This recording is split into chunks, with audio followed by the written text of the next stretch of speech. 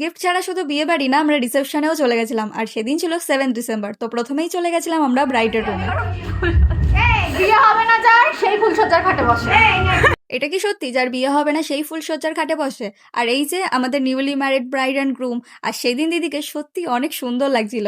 আর আমরাও 5 জন ফুলটুসি সেজে চলে এসেছিলাম। আর এখানে একটু ভিডিও বানিয়ে নিচ্ছিলাম। বিয়ে বাড়িতে আসতে পারলো না, আগেই বাটি নিয়ে দাঁড়িয়ে পড়েছে ফুচকা খাওয়ার জন্য। মানে এদের শুধু খায় খায়। আর এরা দেখো এত হাবাইতে হাবাইতে এখানে ট্রের থেকে তুলে নিয়ে খাওয়া শুরু করে দিয়েছে। তারপরে এখানে লোক নেই বলে নিজেরাই বাটিতে সার্ভ করে নিচ্ছে। আমাকেও এক বাটি দিল, আমিও খাই। আমি কেন খাবো না? আমি চুপচাপ দাঁড়িয়ে থাকবো নাকি? আর সেদিন আমাদের পৌঁছাতে অনেক লেট হয়ে গেছিল। বিয়ে বাড়ি ঢুকতে ঢুকতে ঠিক 11টা বেজে গেছিল।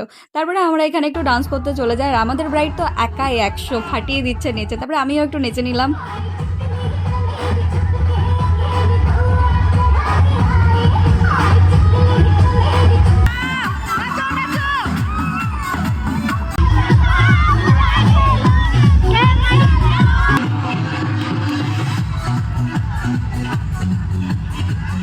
আর হ্যাঁ, সেদিন 12টার পর ছিল আমাদের মুরগির বার্থডে। তো মুরগি জানে আমরা উইশ করবো, তো আগের থেকে ও সিলেক্টিভ এক্সপ্রেশন দিয়ে দাঁড়িয়ে পড়েছে মুখে হাত দিয়ে। তো এরপর আমরা মুরগির বার্থডেতে কি কি করেছি তো সেটা পরের পার্টে আসবে।